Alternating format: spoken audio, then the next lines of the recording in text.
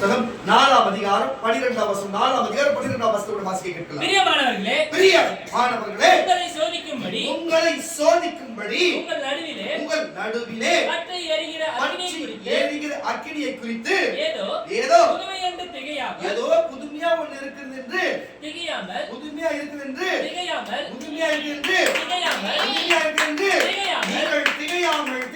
திகையாமல் கிறிஸ்துவின் மகிமை வெளிப்படும் போது நீங்கள் களிகூர்ந்து சந்தோஷத்தோடு மகிழும்படியாக அவருடைய பாடுகளுக்கு நீங்கள் பங்காளியானபடினாலே சந்தோஷப்படுங்கள். ஹல்லேலூயா. கிறிஸ்து இந்த பூமியிலே தான் பாடுபட்டு தன் ஜீவனை கொடுத்து தான் 3ஆம் நாள் உயிர்த்தெழுந்து நீங்க பிதாவின் வலது பக்கத்துல வீற்றிருன்னு சொன்னா, அவருடைய பாடுகளுக்கு நீங்கள் பங்காளியா ஏற்பட்டு சொன்னா, அதே போல சோதனைகள் வரலாம் அவசியமாக இருக்கிறது. அது அவர் போனபடியே பிதாவின் வலது பக்கத்துல போய் அமர்ந்திருக்கிறபடியே உங்களுக்கு பாவ மன்னிப்பு பரலோக ராஜ்யம் நித்திய ஜீவனை கொடுத்து நீங்கள் இயேசுவுடைய வலது பக்கத்துல போய் அமர்வீர்கள் என்பதை மட்டும் கரத்தட்டி வரல சொல்லுவாங்க. உங்களுக்கு பங்காளி என்று சொன்னா உங்களுக்கு தெரியும் நினைக்கிறேன். அண்ணன் தம்பிங்க பாத்தீங்கன்னா பங்காளி என்று சொல்லுவாங்க, தெரியுமா உங்களுக்கு? அப்போ பங்காளி என்று சொன்னா அவங்க தான் வந்து ஒரு நல்லது கெட்டது சாவது முதல் பங்காளிக்கு தான். அப்பதான் 2ஆம் பங்காளி 1ஆம் பங்காளி 2ஆம் பங்காளி அப்புறம் தான் பங்காளிகளுக்கு தான் முதல் இது. அவங்க தான் யாருன்னு ஒருத்தவங்க குடும்பத்துல மரித்தவரோட வீச எடுப்பாங்க, அவங்க தான் துக்கம் கொண்டாடுவாங்க. இது தெரியனா ஒரு அழகே சொல்லுங்களேன். அப்ப இயேசுவுக்கு நம்ம பங்காளினா நம்ம அண்ணனா இருக்கலாம், நம்ம தம்பியா இருக்கலாம், புரியுதா இல்லையா உங்களுக்கு? அப்போ இருக்கலாம் அவங்க பங்காளி வகையில வருகிறதுனாலே அப்போ அவருக்கு கவலைனாலும் நமக்கு அது கவலையா இருக்குது, அவருக்கு ஒரு சந்தோஷம் நமக்கு ஒரு சந்தோஷமா இருக்குது. நமக்கு ஒரு கவலைனா நம்ம பங்காளியாக கிறிஸ்துவுக்கு அது ஒரு கஷ்டமா இருக்கு, நமக்கு ஒரு சந்தோஷம் அவருக்கு சந்தோஷமா இருக்குது. அவருக்கு சொத்து கொடுக்கும் போது பங்காளிக்கு சேர்த்து தான் கொடுப்பாங்க, சொல்லுவாங்க. அது போல ஒரு தீங்கு வரும் பொழுது நீங்க ஏதோ புதுசா ஏதோ நடக்குதுன்னு சொல்லி நீங்கள் கலங்க வேண்டாம், நீங்க கவலைப்பட வேண்டாம். நீங்க தான் கிறிஸ்துவுடைய சரீர அடிக்கப்பட்ட சரீரத்துக்கு அவருக்கு பங்காளியா இருக்கிறீங்களே, அதனால சந்தோஷத்தோட மகிழ்ச்சியோட களி கொடுங்கள் என்று கர்த்தராகிய இயேசு கிறிஸ்து சொல்றார். இப்படிப்பட்ட காரியங்கள் இருக்குது, ஏதோ புதுசா நடக்குது என்று சொல்லி இந்த 2026 இருக்கட்டும், இந்த ஜனவரி மாதத்துல இன்றைக்கு இந்த நாளிலே உங்களுக்கு சொல்லுகிறேன் கர்த்தருடைய பிள்ளைகளே, உங்களை பார்த்து கர்த்தருடைய பிள்ளைகளே, இன்றைக்கு நாளைக்கு இன்னைக்கு 18 தேதி நினைக்கிறேன். இன்றைக்கு நான் உங்களுக்கு சொல்லுகிறேன், நீங்கள் இந்த நாளிலே முன்பு என்ன நடந்ததோ, இந்த வார்த்தை என்ன நடந்ததோ, ஏதோ புதுசா நமக்கு சோதனை வராம இருக்குது, புதுசா நமக்கு கஷ்டம் வராம இருக்குது, ஏதோ புதுசா கடன் பிரச்சனை வராம இருக்குது. நல்லா கவனிச்சுங்க. புதுசா ஏதோ கடன் பிரச்சனை வராம இருக்குது, ஏதோ புதுசா நமக்கு பிரச்சனை வராம இருக்குது, புதுசா ஒரு வியாதி வராம இருக்குது, புதுசா எது வருதுன்னு நினைச்சாலும் தயவு செய்து சொல்லுகிறேன், நீங்கள் எதை குறித்து பயப்பட வேண்டாம். இயேசுவுக்கு நீங்க பங்காளியா இருக்கிறபடியால் கிறிஸ்து இந்த உலகத்தை ஜெயிச்சது போல இந்த ஆண்டை நீங்க இருக்கிறபடியாலே உங்களுக்கு தேவன் ஹல்லேலூயா சந்தோஷத்தை மனமகிழ்ச்சி கொடுக்க வல்லவராய் இருக்கிறார். அதனால் நீங்கள் செய்யபடி திகைத்து போகாதீங்க. என்ன சொல்றது? நீங்கள் என்ன சோதனை வச்ச பிரச்சனை வச்ச வருத்தம் அந்த மேற்கொள்ள போறதில்ல, மேற்கொள்ளாது. ஆனா அதை நீங்க திகைச்சிட்டீங்கன்னா மேற்கொள்ளும். அதனால உங்களுக்கு எச்சரிக்கை கொடுக்குறாரு. இன்னைக்கு எச்சரிக்கை நாளைல இருந்து நடக்க போற காரியம் ஏற்கனவே நடந்ததுக்கு இன்ன வரைக்கும் நீங்க யோசிக்காம இருக்கலாம். இன்னைக்கு நீங்க யோசனை பண்ணி பார்த்தா உங்களுக்கு தெரியும். உங்களை பார்த்தா சொல்லுகிறார், இந்த சபையை பார்த்து சொல்லுகிறார், இந்த சபையில இருக்கிற ஊழியக்கார குடும்பத்தையும் வந்திருக்கிற விசுவாச மக்கள் குடும்பத்தையும் எல்லாரையும் பார்த்து சொல்லுகிறாரு, திகையாதே. திகையாதே என்ற வார்த்தையின் பொருள் உங்களுக்கு தெரிஞ்சா ஞாபகம் சொல்லலாம். பயப்படாதுன்னு அர்த்தமா? சரி, பியூலா இன்னும் தெரிஞ்சா சொல்லுவான். அந்த பேண்ட் டை யாரும் அந்த பேண்ட் அடிக்க வேற யாருன்னா தெரிஞ்ச சொல்லு. பாஸ் வைக்க நீங்க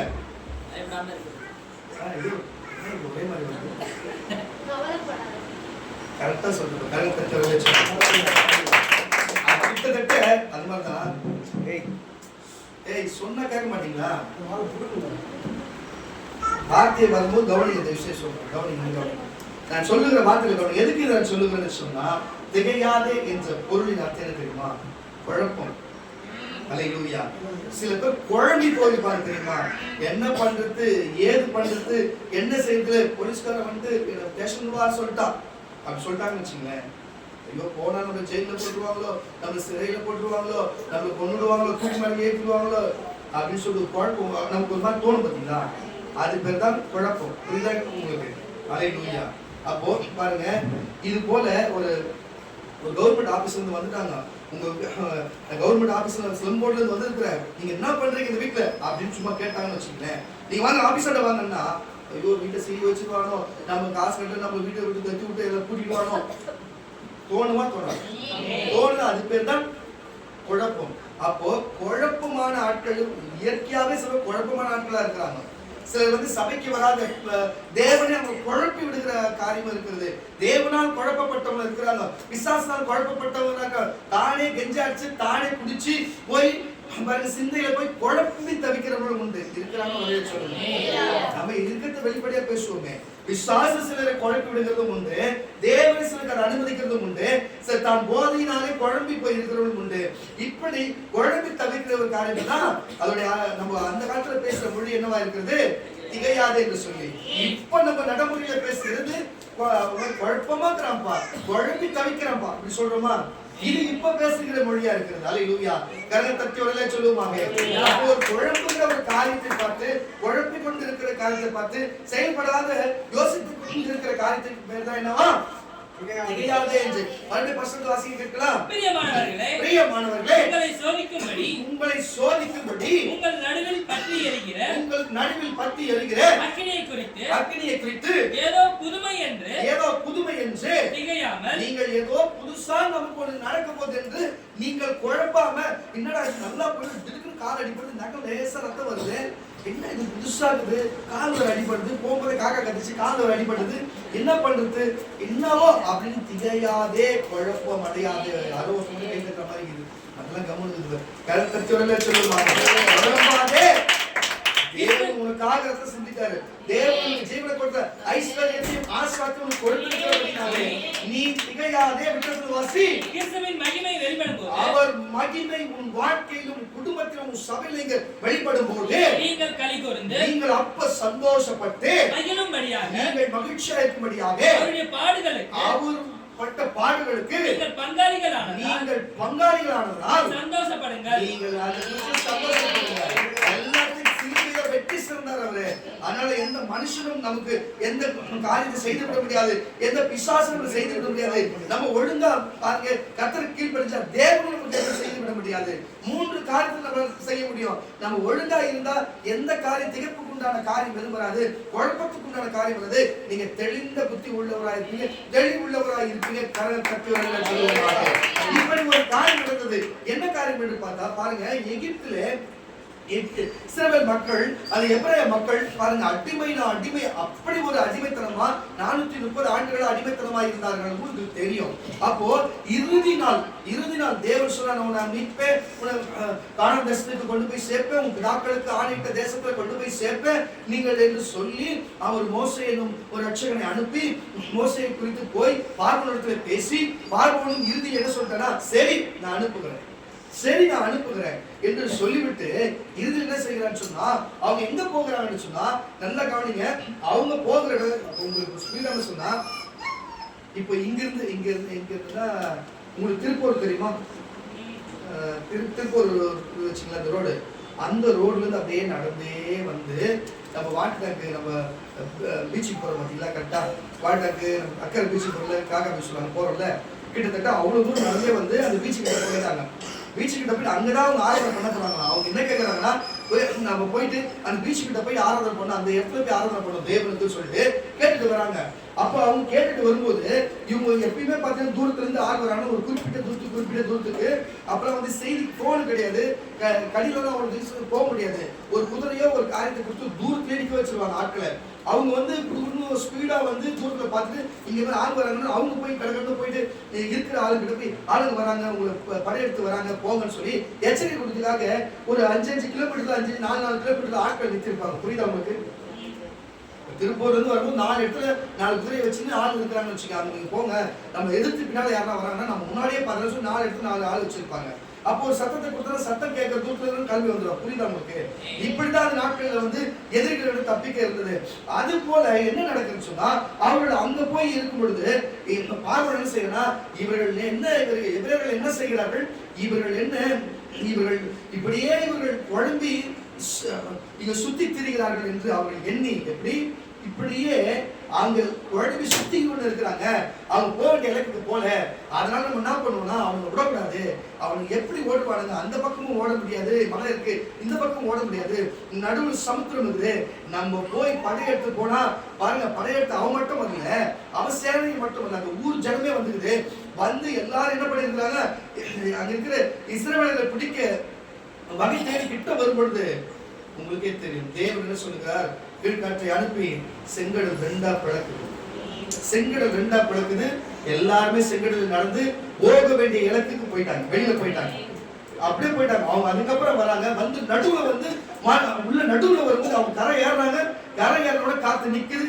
மொத்த ஜனத்தையும் மூடி மொத்த பேர் இன்னைக்கும் செங்கடலுக்குள்ள பாத்தீங்கன்னா இன்னைக்கும் அவங்க ஓடின ரதங்களுடைய எச்சங்கள் இன்னும் இருக்கு. அந்த ஆராய்ச்சியாளர் எடுத்திருக்கிறாங்க.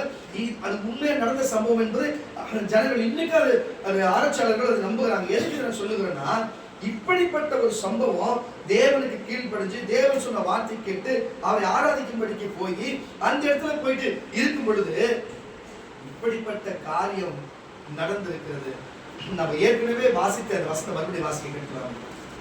1 பேதுரு புத்தகம் 4ஆம் அதிகாரம். பிரியமானவர்களே, உங்களை சோதிக்கும்படி உங்கள் நடுவிலே பற்றி எரிகிற அக்கினி குறித்து ஏதோ புதுமை என்று திகையாமல் கிறிஸ்துவின் மகிமை வெளிப்படும் போது நீங்கள் களிகூர்ந்து மகிழும்படியாக அவருடைய பாடுகளுக்கு நீங்கள் பங்காளிகளானதால் சொல்லுவாங்க. நீங்க களிகூர்ந்து சந்தோஷப்படுங்கள். இதே சம்பவம், இப்படி ஒரு சம்பவம் தான் அந்த நாட்கள் நடந்தது. பாருங்க, என்னடா இது நம்ம அமிச்சுட்டா திடீர்னு பார்த்தா ஆளுங்க வராங்க, நம்ம பின்தொடர்ந்து வரேன்னு சொல்லி அவங்க என்ன நடக்கிறாங்கன்னா, அந்த இடத்துல மோசே துக்கப்படல, யோசுவா துக்கப்படல, அங்க இருக்கிற ஆட்கள் துக்கப்படல. ஆனா அங்க இருக்கிற புறஜாதி மக்களா கூட வந்தவங்களும் துக்கப்படல. ஆனா அங்க இருக்கிற சொந்த எபிரேய மக்கள் என்ன சொல்றாங்கன்னா, நான் வந்து இங்க வந்து உங்ககிட்ட சாவறதுக்காகவா, நான் ஒழுங்கா அங்கேயே இருந்திருப்பேன். ஏன்னா இந்த பக்கம் போன கடல் இருக்குது, அந்த பக்கம் போன மலை இருக்குது, நான் எப்படி ஓடுவோம், எப்படி தப்பிப்போம், என்னை கொண்டு வந்து இங்க சாவடிக்கிறதுக்காக கொண்டு வந்தீங்கன்னு சொல்லிட்டு பின்மாற்றமான வார்த்தையை, தேவனுக்கு விரோதமான வார்த்தையை, தீர்க்கதரிசிகளுக்கு விரோதமான வார்த்தையை அங்க பயன்படுத்துகிறதுனால அங்க என்ன நடந்திருக்குது. ஆனாலும் தேவன் நம்மளை விட்டுட்டாரு. அந்த நேரத்தில் விட்டுவிட்டு மோசே கிட்ட சொல்ல, மோசே விசுவாசத்தோடு நின்றபடினாலே செங்கடல் பிறக்கப்பட்டது. நல்லா புரிஞ்சுக்கொள்ளுங்க, அந்த ஜனங்களுக்காக தேவனை நம்பி அங்க போறதுனால செங்கடலே ரெண்டா பிளக்கப்பட்டது. அங்கிருந்து போக எனக்கு சுத்தி போனோம். ஆனா உடனே அங்க போக அந்த எல்லையை தாண்டும்படிக்கு உடனே ஆச்சரியமான காரியத்தை செய்து தேவன் செய்த. இன்னைக்கு நான் சொல்லுகிறேன் கர்த்தருடைய பிள்ளைகளே, இன்னைக்கு நம்மள 2025 பிசாசு விட்டு விட்டது, 2025 தரித்திரம் நம்மளை விட்டு விட்டு நம்ம ஆசீர்வாதம் வந்து விட்டோம். இன்னைக்கு நல்லா இருக்கணும்னு எண்ணிக்கொண்டு இருக்கிற வேலையிலே என்னடா புதுசா ஒரு கடன், ஏதாவது ஒரு புதுசா ஒரு வியாதி, ஏதாவது ஒரு புதுசா ஒரு பிரச்சனை என்ன பொழுது நீங்கள் அன்றைக்கு இந்த இஸ்ரவேலர்களை போல மோசையை பார்த்தோம், தேவனை பார்த்தோம், நீங்கள் முறுமுறுக்காம. அல்லேலூயா. மோசையும் அந்த இடத்துல கஷ்டப்பட்டவர் தான், மோசையோட சகோதரனும் சகோதரி கஷ்டப்பட்டவங்க தான். தேவனுக்கும் அந்த கஷ்டம் தெரியும் புரிஞ்சு நமக்கு என்ன செய்வாரு வாசியல்ல வசந்த மறுபடியும் உங்களை சோதிக்கும்படி உங்கள் நடுவிலே பற்றி எரிகிற அக்கினியை குறித்து ஏதோ புதுமை என்று திகையாமல், புதுமையான காரியம் வரப்போகிறது திகையாம கிறிஸ்துவின் மகிமை வெளிப்படும் போது நீங்கள் களிகூர்ந்து சந்தோஷப்பட்டு மகிழும்படியாக அவருடைய பாடுகளுக்கு நீங்கள் பங்காளியானதால் சந்தோஷப்படுங்க. அவங்க அப்படி சந்தோஷப்படாம அவங்க எரிச்சல் அடைந்தாங்க. ஆனாலும் அப்ப விட்டார். பிறகு இன்னொரு நேரம் வரும்பொழுது கர்த்தர் அவனை அழித்து போட்டார். நான் சொல்லுகிற ஒரு தரம் விட்டுருக்கலாம், ஒருவேளை தெரியாத பேசினா. இன்னொரு தரம் 2026 25 பேசுற மாதிரி தேவனை பேசாதீங்க, அது நமக்கு நல்லதா இருக்காது. மகிழ்ந்து களி கூறுங்க, கரங்களை தட்டி வெளியே சொல்லும். யாத்திராகம புஸ்தகம் 14ஆம் அதிகாரம், யாத்திராகம புஸ்தகம் 14ஆம் அதிகாரம் 3ஆம் வசனத்திலே இவ்வண்ணமாய் சொல்லுகிறது வாசிக்க கேட்கலாம். அப்பொழுது பார்வோம் இஸ்ரவேல் புத்திரரை குறித்து அவர்கள் தேசத்திலே, நல்லா கேட்டுங்க, பாருங்க இது யார் சொல்றது பாருங்க. இஸ்ரவேல் தேசத்தை குறித்து, இஸ்ரவேல் அவர்கள் தேசத்திலே திகைத்து திரிகிறார்கள்.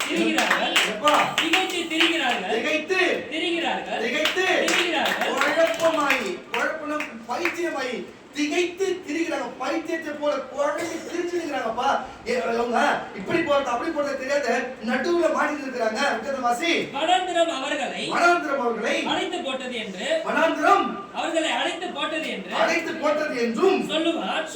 ஆகையால் பார்வோன் அவர்களை பின்தொடரும்படிக்கு நான் அவன் இருதயத்தை கடினப்படுத்தி தேவன் சொல்றார், அவன் இருதயத்தை கடினப்படுத்தி நானே கர்த்தர் என்பதை எகிப்தியர் அறியும்படி பார்வோனாலும் அவனுடைய எல்லா ராணுவத்தாலும் மகிமைப்படுவேன் என்றார்.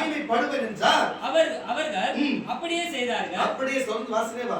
ஜனங்கள் ஓடி போய் விட்டார்கள் என்று எகிப்தின் ராஜாவுக்கு அறிவிக்கப்பட்ட போது ஜனங்களுக்கு விரோதமாக பார்வோனும் அவன் ஊழியக்காரரும் மனம் வேறுபட்டு, நல்லா கேட்டுங்க, பார்வோனும் ஊழியக்காரர் மட்டுமல்ல வாசி, மனம் வேறுபட்டு நமக்கு வேலை செய்யாதபடி நாம் இஸ்ரவேலரை போக விட்டது என்ன காரியம் என்றார்கள். என்னடா காரியம் நடக்குது? அவன் தன் ரதத்தை பூட்டி, பாருங்க, தன் ரதத்தை பூட்டி தன் ஜனங்களை கூட்டிக் கொண்டு, தன்னுடைய ஜனங்கள் எல்லாரையும் கூட்டிக் கொண்டு பிரதானமான 600 ரதங்களையும், பாருங்க சும்மா கிடையாது, பெரிய ரதங்கள் 600 ரதங்களையும் எகிப்தில் உள்ள மற்ற ரதங்களையும் அவைகள் எல்லாவற்றையும் அதிபதியான வீரரையும் கூட்டிக் கொண்டு போனார்.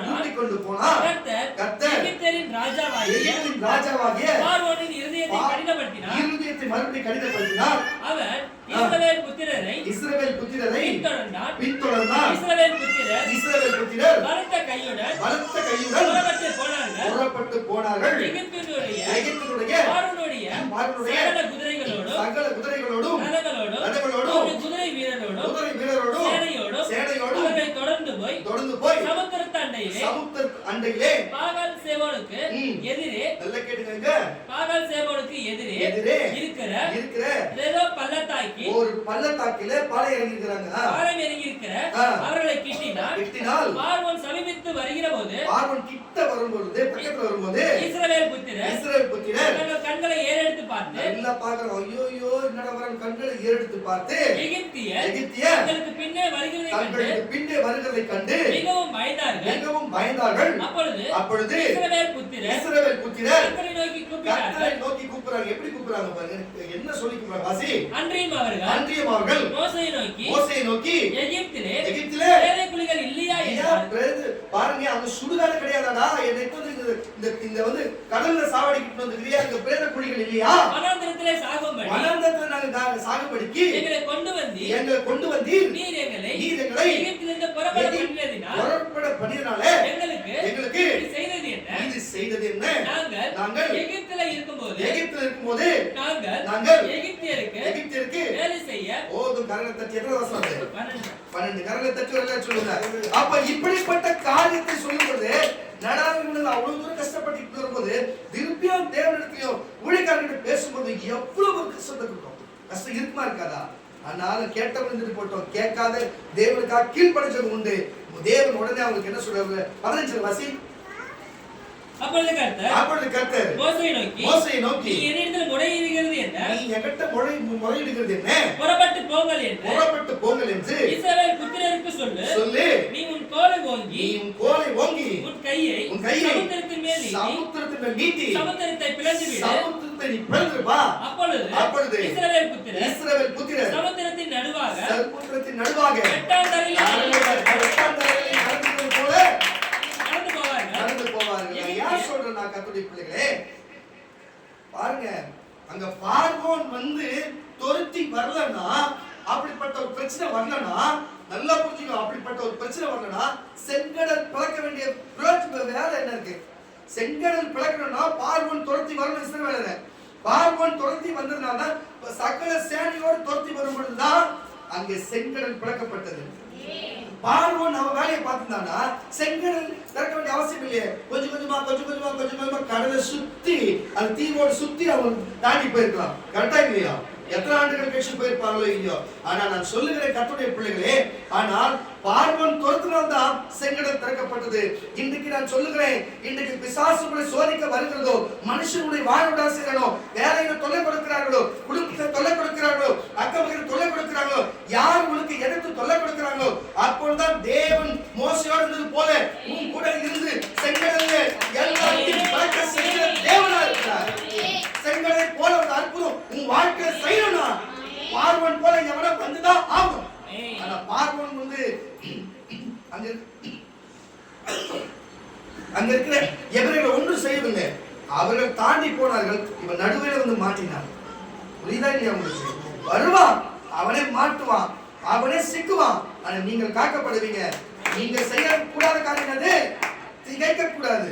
ஞாபகம் வச்சுங்க, நீங்க தலைப்பிடாது திகையாதீர்கள் என்று சொல்லி. அப்ப மனுஷன் நீங்க திகையக்கூடாது. ஒரு சூழ்நிலையை பார்த்து ஐயோ இன்னைக்கு கையில காசுலயே இன்னைக்கு வந்துருவானே, இன்னைக்கு லோன்கார வந்துருவானே, ஜபம் பண்ணு, ஜபம் பண்ணு, உபவாசி, தேவன் கீழ்ப்படி, தேவன் கொடுப்பாரு. ஆனால் கோபப்பட்டு தேவன் எனக்கு இதேதான் ஜபம் கேட்க மாட்டேது, எது போல நடக்க மாட்டேதுன்னு சொல்லி நீ திகைத்து போனேன்னு சொன்னா, திகைத்து கொண்டு நீ இருப்பான்னு சொன்னா, பார்வோன் வந்து மறுபடியும் சிறைக்கு உள்ள கொண்டு போய் அடிமை வாழ வைப்பான். அதை திகையாமல் மோசையோடு நீ நின்று சொன்னா, அப்போ மோசையின் கோல் திறக்கப்பட்டது போல அந்த திறக்கப்பட்ட வழியிலே நீ புறப்பட்டு கானானுக்குள்ளே சென்று விடுவாய்.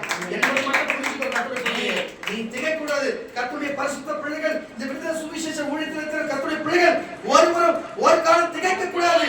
தேவன் இன்னைக்கு சொல்லுகிறது, என்ன வேணா வரலாம், நீ தேவனுக்கு பங்காளியா இருக்க. தேவன் ஜெயித்தார், இயேசு ஜெயித்தார், நீ ஜெயிப்ப. உங்களுக்கு தெளிவாய் சொல்லுகிறேன், நீங்க ஜெயிப்பீங்க. அல்லேலூயா.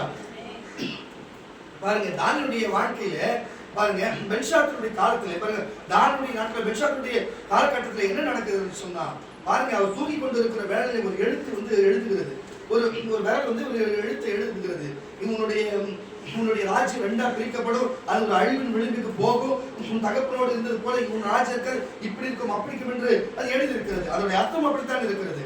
அவர் காலையில் எழுந்து பார்த்தா என்னடா ஏதோ புதுசான ஒரு மொழியில் ஏதோ எழுதி இருக்குது. ஆனால் அவருக்குள்ளவே ஒரு திகைப்பான ஒரு தன்மை, திகச்சு போறாரு. பார்த்து என்னடா நடந்தது, என்னடா எங்க யார் ரூம்ல யாரா வந்திருப்பா, என் அறையில யாரா வந்திருப்பா, அத்தனை பாதுகாவலா இருக்கிறா, அவ்வளவு மீறி மேற்காவலா இருக்கிறா, அவ்வளவு மீறி உள்ள வந்து எவடா எழுதின்னு போயிருப்பான், என்ன நடக்குது?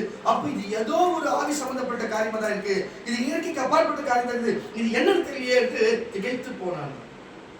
அவனுடைய மந்திரவாதிகளும் ஜோசியர்களும் சாஸ்திரிகளும் எல்லாரும் கூட்டி வந்து இது என்னன்னு கேட்கிறாங்க. அவங்களால சொல்லக்கூடாது இருந்துதான், சொல்ல முடியல அவங்களால. பார்க்கிறாங்க, ஒருத்தர் சொல்லுகிற மந்திரி, இந்த மாதிரி நம்ம உள்ள இருக்கிற தானியேல் என்ற ஒருவர் இருக்கிறாரு, அப்பா காலத்துல இருந்தே அவர் தான் வந்து எல்லாமே பண்ணுவாரு, நீங்க ஆட்சிக்கு வந்ததுக்கு அப்புறம் நீங்க அவரை விட்டுட்டீங்க, அவர் போயிட்டாரு, இப்போ மறுபடியும் அவரை கூப்பிட்டு பார்ப்போம், அவர் வந்தாரு எதனா சொல்லுவாரு, கண்டிப்பா போய் கூப்பிட்டு வாங்கன்னு சொல்லி சொன்னா, அதுக்குள்ள வரும்போது சொல்றாரா, ராஜா உனக்கு நான் ராஜா அடுத்தபடியா தரேன், நான் உனக்கு என்ன கேட்கிறேன் உனக்கு எல்லாத்தையும் செய்யறேன், இந்த வார்த்தை மட்டும் என்னன்னு சொல்லி அவர் சொன்னாரு, அப்பா நீ கொடுக்கறது எல்லாத்தையும் நீயே வச்சுக்கோ, அது என்னன்னு நான் சொல்றேன், உன்னோட ஆட்சி பாதி இப்படி போயிடும், பாதி ஆட்சி இப்படி இருக்கும், நீ முடிஞ்சா தேவன் கீழ்படிஞ்சு அவர் கீழ்படிச்சு உங்க அப்பா எப்படி ஆட்சி பண்ணா அந்த மாதிரி நல்லபடியா செய், நீ இருக்கிற வரை நல்லா இருக்கும், நீ போனதுக்கு அப்புறம் உன் ஆட்சியே இருக்காது அப்படின்னு சொல்லி சில காரியத்தை சொல்லுகிறேன். எதுக்கு இதை சொல்லுகிறேன்னு சொன்னா, எவ்வளவுதான் பணம் வச்சிருந்தாலும், நம்மளை சுற்றிலும் எவ்வளவுதான் சேனைகள் இருந்தாலும், ஆனால் பிசாசு தேவனுக்கு கீழ்படியாத ஒரு மனுஷன் இருப்பான்னு சொன்னா, அவன் இருக்கிற இடத்துல வந்து இந்த மாதிரி திகைப்பான காரியத்தை செய்து விட்டு போவான், உன் இருதயத்தை வந்து செய்து விட்டு போவான், உன் குடும்பத்தை வந்து செய்து விட்டு போவான். தேவனுக்கு கீழ்ப்படியாம, ஜபிக்காம, வேத வாசிக்காம, சபைக்கு வராம இருக்கிற உங்களை பார்த்து சொல்லுகிறேன், அவனுக்கு ரொம்ப ஈஸியா இருக்கும், உன் அறைக்குள்ள வந்து இப்படி எழுதி விட்டு போயிடுவான். அல்லேலூயா. தீர்க்கதரிசி தான் வரணும், புரிஞ்சு கொள்ளுங்க. தேவன் தான் இறங்கி வரணும், புரிஞ்சு கொள்ளுங்க. எச்சரிக்கையா இருங்க. தேவ தூதனை மெய்க்காவலனா வைக்க வேணும், வாழ்க்கையில உன் குடும்பத்துல வைக்க வேணும். அப்பனா நீ ஜபிக்கணும், வேதம் வாசிக்கணும், தினந்தோறும் தேவனை துதிக்கணும். அல்லேலூயா.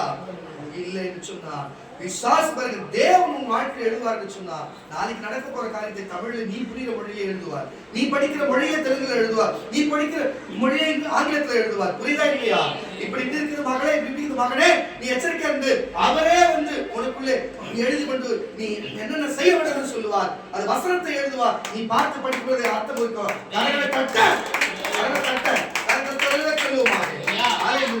இப்படிப்பட்ட காரியங்கள் இருக்கிறது. கர்த்தருடைய தானியேல் புஸ்தகம் 9ஆம் அதிகாரம் 6ஆம் வசனத்துல, தானியேல் புஸ்தகம் 9ஆம் அதிகாரம் 6ஆம் வசனம், இப்படிப்பட்ட திகைத்து போகிற காரியத்தை தேவன் செய்கிறவராய் இருக்கிற வாசிக்க கேட்கலாம். உமது நாமத்தினாலே எங்கள் ராஜாக்களோடு எங்கள் பிரபுக்களோடு எங்கள் பிதாக்களோடு தேசத்தினுடைய சகல ஜனங்களோடு பேசின தீர்க்கதரிசிகளாகிய உம்முடைய ஊழியக்காரருக்கு செவி கொடுக்காமல் போனோம். ஆண்டவரே நீதி உமக்கே உரியது, உமக்கு விரோதமாக செய்த துரோகத்தின் நிமித்தம் உம்மாலே சமீபமும் தூரமுமான கரங்களை தட்டியோட சொல்லுமாங்க.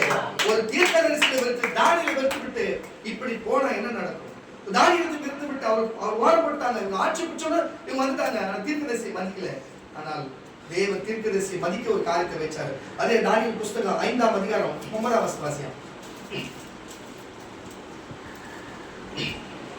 அப்பொழுது ராஜாவாகிய பெல்ஷாத்சார் மிகவும் கலங்கினான். அவருடைய முகம் வேறுபட்டது. அவருடைய பிரபுக்கள் திகைத்தார்கள். முகம் மாறி போய் அழுது குழம்பி நிற்கிறான். என்ன குழம்பி போயிட்டா ஒரு முகம் பார்த்துட்டு இருக்குல்ல, குழம்பி போனவங்க அவங்க மந்திரிமார்கள் பார்த்து திகைத்து போனார்களா, குழம்பி போயிருக்கிறாங்களா. என்ன ராஜாவுக்கு இப்படி நடந்த நிலைமையாக விட்டதன் வாசி. ராஜாவும் அவருடைய பிரபுக்களும் சொன்னவைகளை ராஜாத்தி கேள்விப்பட்டு சாலைக்குள் பிரவேசித்தார். அப்பொழுது ராஜாவே நீர் என்றும் வாழ்க, உமது நினைவுகள் உம்மை கலங்க பண்ணவும் உமது முகம் வாடவும் வேண்டியதில்லை. என்ன ஆச்சு உங்களுக்கு? ஏன் வாடி போகுது? உம்முடைய ராஜ்யத்திலே ஒரு புருஷன் இருக்கிறார். அவனுக்குள் தேவர்களுடைய ஆவி இருக்கிறது. உம்முடைய பிதாவின் நாட்களிலே வெளிச்சமும் விவேகமும் தேவர்களின் ஞானத்துக்கு ஒத்த ஞானமும் அவரிடத்தில் காணப்பட்டது. ஆகையால் உம்முடைய பிதாவாகிய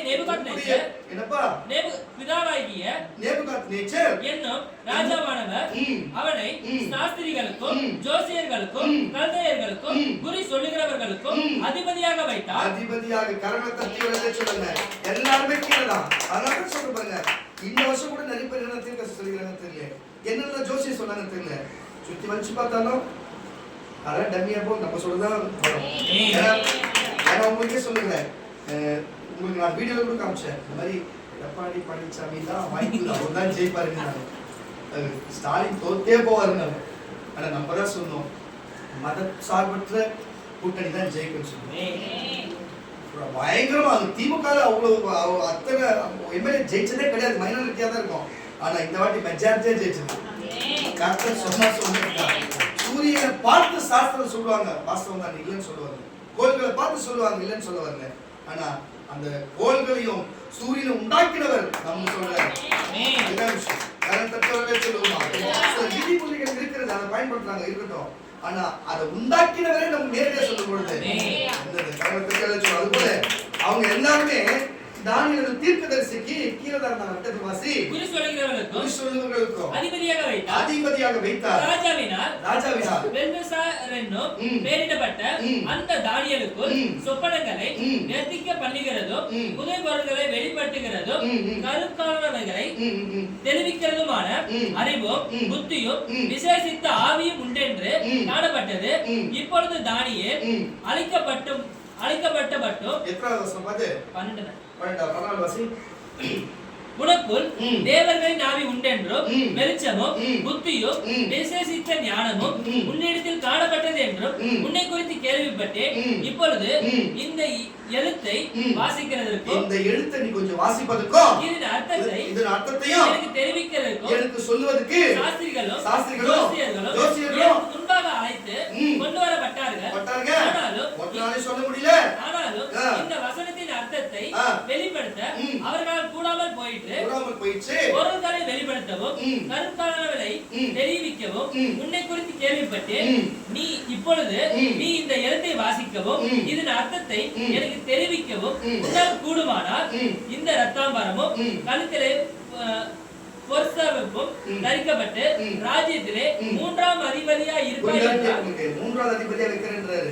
அப்பொழுது தானியேல் தீர்க்கதரிசி பேசுற மறுபடியும் ராஜ சமூகத்திலே பிரதித்திரமாக உம்முடைய வெகுமானங்கள் உங்களுக்கு நீ கொடுக்கிற எல்லா காரியத்தையும் உம்மிடத்திலே இருக்கட்டும். நீங்க ஏன் வெச்சுக்கோ. உம்முடைய பரிசுகளை வேறொன்றுக்கு கொடு. யாரோட குத்துறே. இந்த எழுத்தை ராஜாவுக்கு வாசித்து இதன் அர்த்தத்தை தெரிவிப்பேன். ராஜாவே உன்னதமான தேவன் உம்முடைய பிதாவாகிய நேபுகாத்நேச்சருக்கு கூட இருந்தாரு ராஜ்யத்தையும் மகத்துவத்தையும் கனத்தையும் கரண தட்டி விட சொல்லுவாங்க. அப்ப இவ்வளவு காரியத்தையும் அவர் சொல்லும்படிக்கு ஆனால் ராஜா குழப்பப்பட்டு இருக்கும் பொழுது அங்க இருக்கிற கூடர்கள் திகைத்து போய் இருக்கிறார் என்று கண்டு அவர்களுக்கு ஆலோசனை கூறி ஒரு தீர்க்கதரிசியை கொண்டு வருகிறார்கள். அதே போல அவர் ஆலோசனை கொடுத்தார். அதே போல நடந்தது, சொன்னபடி நடந்தது. அவர் ஆட்சி வரைக்கும் அவர் ஜீவனுள்ள நாளெல்லாம் அந்த ஆட்சி நல்லா இருந்தது. பிறகு அது என்ன சொல்றதோ அது மாதிரி நடந்தது. கர்த்தருடைய பிள்ளைகளே, உங்களுக்கு நான் சொல்லுகிறேன், வசதியா இருக்கட்டும், பணம் இருக்கட்டும், ஆஸ்தி இருக்கட்டும், அந்தஸ்து இருக்கட்டும், ஆனாலும் அவனை தவிர வேற யாரும் போகக்கூடாது எந்த சீக்கிரட்டான இடமா கூட இருக்கட்டும், அதுக்குள்ளே தேவன் வர வேண்டும் என்று எண்ணினார். தேவன் வந்துதான் அது வார்த்தை வரணும், வந்துதான் திருவார். அதே போல அவன் தேவனை நம்பாம தேவனுக்கு கீழ்ப்படியாம இருந்து போனான்னு சொன்னா விசுவாசம் அவ்விடம் வரும், வந்து அவனுடைய வாழ்க்கையை அப்படிப்பட்ட காரியம் செய்யும். செய்து அல்லேலூயா அவன் திகைத்து போவான். எப்படி நடந்தது சொல்லி நான் சொல்லுகிறேன், என் ஆண்டவர் ஒவ்வொரு மனுஷனும் திகைக்கும்படிக்கான காரியத்தை செய்கிற தேவனாய் இருக்கிறார். அன்றைக்கு பாருங்க, இஸ்ரவேல் ஜனங்களை திகைத்து போனார்கள் என்று எண்ணினார். ஆனா கடல் சமுத்திரம் பிறந்திருந்து அவன் தான் திகைத்து போய் இறுதியிலே மாண்டு போனான் என்பது மட்டும் வரலாறு. கரல் தட்டி வரல சொல்லுவோமாக. பாருங்க எத்தனை, பாருங்க எவ்வளவு அரசாண்டு எவ்வளவு ஒரு ஆட்களை கூட வைத்திருந்தாலும் சரி, ஆனா அவனுடைய கூட பார்த்து ராஜா இப்படிப்பட்ட குழப்பத்தில் இருந்து திகைத்து போகும் வரைக்கு அப்படி ஒரு சூழ்நிலை வரும் என்று சொன்னான். அல்லேலூயா. நீங்களே புரிஞ்சு கொண்டது கர்த்தருடைய பிள்ளைகளே. அப்ப நம்ம வாழ்க்கையில எவ்வளவு அம்மாத்திரம், நம்ம வாழ்க்கையில எல்லாம் எவ்வளவு சாதாரண காரியமாக இருக்கிறது. ஒரு திடீரென்று என்ன வேணாலும் நடக்கலாம், நம்ம திகைத்து போகிற சூழ்நிலை வரலாம், என்ன வேணாலும் ஆகலாம். ஆனா ஒன்று சொல்லுகிறேன், உங்களை பார்த்து தேவன் சொல்ல, திகையாதே, நீ திகையாதே மகனே மகளே, நீ கர்த்தருடைய கர்த்தர் இயேசு கிறிஸ்து பங்காளியா இருக்கிறபடினாலே நீ களி கூர்ந்து, நீ குழம்பி போத்தல களி கூர்ந்து மனமகிழ்ச்சியா இருக்க வேண்டும். குடும்பத்தை குறித்து கவனித்துப்பார், உன் வேலை குறித்து கவனித்துப்பார், உன் சபையுடைய ஆவிக்குரிய வாழ்க்கை குறித்து கவனித்துப்பார். நீ என்ன பண்ணணும்?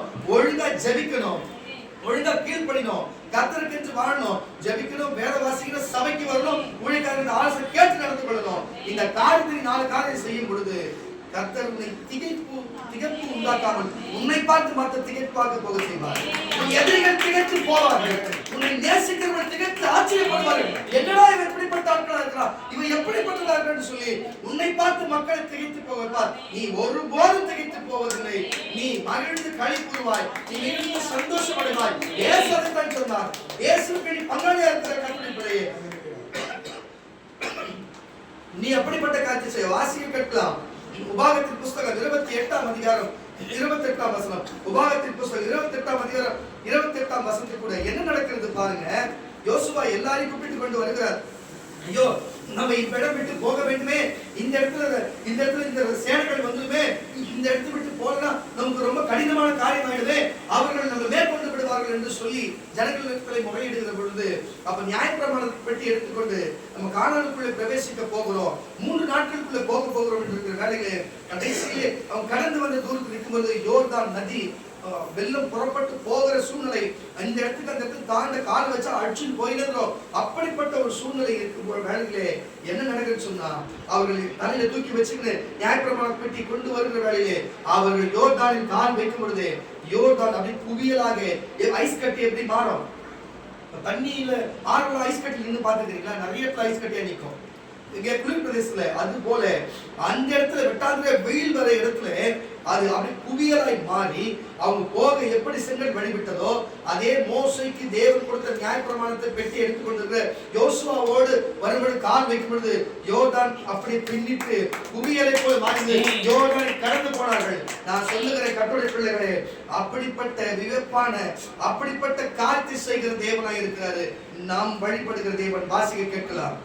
கர்த்தர் உன்னை புத்தி மயக்கத்தினாலும் குருட்டாட்டத்தினாலும் மன திகைப்பினாலும் பாதிப்பார். அந்தகாரத்திலே நல்ல கேட்டுக்கு கர்த்தருடைய பிள்ளைகளே, தேவனுடைய வார்த்தை கேளாது போகிறது. தேவனுடைய வார்த்தை கேளாது போகிறது. தேவனுடைய வார்த்தை கேட்டு அவரை பின்பற்றி வருவர்களுடைய நடை என்னவென்று உங்களுக்கு தெரிஞ்சிருக்கும். அல்லேலூயா. அவர் வார்த்தை கேளாது போனா வாசிக்க வைக்கலாம். பசங்க கர்த்தர் உன்னை புத்தி மயக்கத்தினாலும் குருட்டாட்டத்தினாலும் மன திகைப்பினாலும் பாதிப்பார். குருடன் அந்த காலத்திலே நடவி திரிகிறது போல. இதுக்கப்புறம் போன கொஞ்சம் அசிங்கமா ஒரு நினைக்கிறேன். கொஞ்சம் அந்த உறவு நிற்கும். கொஞ்சம் வாசிக்க தடவி திரிகிறது போல நீ பட்ட பகலிலே தடவி கொண்டு திரிவாய். உன் வழிகளில் ஒன்றும் உனக்கு வாய்க்காதே போகும். உதவி செய்வார் இல்லாமல் நீ என்னாலும் ஒடுக்கப்படுகிறவனாய் இருப்பாய். பறி கொடுக்கிறவனாய் இருப்பாய். ஹல்லேலூயா. இப்படிப்பட்ட காரியங்கள் இருக்கிறது. அவர் வார்த்தை கேளாது போகிறது. இப்படிப்பட்ட காரியம் இருக்கிறது. அவரை நம்பாது போகிறவர்களுக்கு. ஹல்லேலூயா. நான் சொல்லுகிறேன் கர்த்தருடைய பிள்ளைகளே, அவரை நம்பாது போகிறவர்களுக்கு இப்படிப்பட்ட காரியம் இருக்கிறது. அப்ப இருதயம் சிந்தனையும் திகைத்து போகும். மறுபடியும் பசங்க வாசியா. கர்த்தர் உன்னை புத்தி மயக்கத்தினாலும் உருட்டாட்டத்தினாலும் மன திகைப்பினாலும் பாதிப்பார். குருடன் அந்தகாரத்திலே தடவி திரிகிறது நீ பட்ட பகலிலே தடவி கொண்டு திரிவாய். உன் வழிகளில் ஒன்றும் உனக்கு வாய்க்காதே போகும். உதவி செய்வார் இல்லாமல் நீ என்னாலும் ஒடுக்கப்படுகிறவனும் பறி கொடுக்கிறவனுமாய் இருப்பாய். கரங்களை தட்டி ஒரு சொல்லுவாங்க. வாசி. வீட்டை கட்டுவாய். வேணாம் நினைக்கிறேன். வீட்டை கட்டுவா வேற ஒருத்தர் வந்து அதை ஆளுவான். அப்படிதான் படிக்கிறியா? இல்ல புரியுது எனக்கு. நீ வீட்டுல போய் படிச்சீங்க. இது வந்து வாட்ச்மேன் வேலை செய்யறதுதான். எதுக்கு இதை நான் சொல்றேன்னா, இப்படி எல்லாம் இருக்குது. இதை வச்சு நீ கண்டுபிடிச்சிடலாம் இவெல்லாம் தேவனுக்கு கீழ்ப்படியலன்னு அர்த்தம். ஹல்லேலூயா. கரெக்டா வெளில சொல்லுங்களேன். இதெல்லாம் இப்படி ஒரு காரியம் நடக்குதுன்னா, நீ சம்பாதிக்கிற வேற ஒருத்தர் ஆடுறானா, நீ ஒரு வீடை கட்டுற வேற ஒருத்தர் ஆடுறானா, இப்படி ஒரு சூழ்நிலை வருதுன்னா நீங்க அங்க தேவனிடத்துல வார்த்தை கேட்க திகைத்து போகிற காரியமாக இருக்கிறது. ஆனா நீ தேவனுடைய வார்த்தை கேட்டு அவர் வார்த்தை கேட்டு கீழ்ப்படிஞ்சு நடப்பேன்னு சொன்னா, யோசுவாவின் புஸ்தகம் 1ஆம் அதிகாரம் 9ஆம் வசனம். யோசுவாவின் புஸ்தகம் 1ஆம் அதிகாரம் 9ஆம் வசனத்துல இந்த காரியம் உன் வாழ்க்கையில் நடக்கும். நான் உனக்கு கட்டளையிடவில்லையா? நீ பலங்கொண்டு இடமனதாயிரு. கேட்டுக்கொண்டு கரங்களை தட்டி கேட்டுக்கொண்டு இடமனதாயிருங்கள். நீ திகையாதே கலங்காதே. நீ போகும் இடமெல்லாம் உன் தேவனாகிய கர்த்தர் உன்னோட இருக்கிறார் என்றார். ஹல்லேலூயா. உன்னோட கூட இருக்கிறார் என்று சொன்னார். நீ கலங்காதே திகையாதே, உன் தேவனாகிய கர்த்தர் உன்னோட இருக்கிறார் என்றார். அப்பன்னா ஒருத்தர் ஒழுங்கா ஜெபிக்கிறவனோ வேத வாசிக்கிறவனோ ஒழுங்கா சபிக்கிறவனோ தேவனுக்கு கீழ்ப்படிஞ்சு வாழ்கிற வாழ்க்கையில தேவன் அவன் கூடவே இருப்பாரு. அப்படி தொடர்ந்து வாசிங்க. அப்பொழுது யோசுவா ஜனங்களின் அதிபதிகளை நோக்கி நீங்கள் பாளையத்தை உருவ நடந்து ஜனங்களை பார்த்து உங்களுக்கு போஜன பதார்த்தங்களை ஆயத்த பண்ணுங்கள். உங்கள் தேவனாகிய கர்த்தர் உங்களுக்கு சுதந்தரிக்க கொடுக்கும் தேசத்தை உங்களுக்கு சுதந்திரமா கொடுக்க போற தேசத்துக்கு 3 நாள்ல போற வாசி நீங்கள் சுதந்தரித்துக் கொள்ளும்படிக்கு இன்னும் 3 நாளைக்குள்ளே இந்த யோர்தானை கடந்து போவீர்கள் சொன்னார். நான் சொல்லுகிறேன், இன்றைக்கு உனக்கு பிரச்சனை என்னும் யோர்தான் இருக்கிறதா? உனக்கு போராட்டம் என்னும் யோர்தான் இருக்கிறதா? கடன் என்னும் யோர்தான் இருக்கிறதா? குடும்பத்துக்குள்ள யோர்தான் என்னும் போராட்டம் இருக்கிறதா? யாருக்கெல்லாம் இன்றைக்கு குடும்பத்திலோ வேலையிலோ பணத்திலோ வறுமையிலோ எதெல்லாம் உனக்கு யோர்தானை போல இருக்குன்னு சொன்னா, இன்றைக்கு யோசுவாவுடைய வார்த்தை கேட்டு இயேசுவுடைய வார்த்தை கேட்டு கீழ்ப்படிஞ்சு வாழ்கிற உங்களுக்கு மட்டும்தான் யோர்தான் குவியலாக மாறும். யோர்தான் பின்னிட்டு போகும்.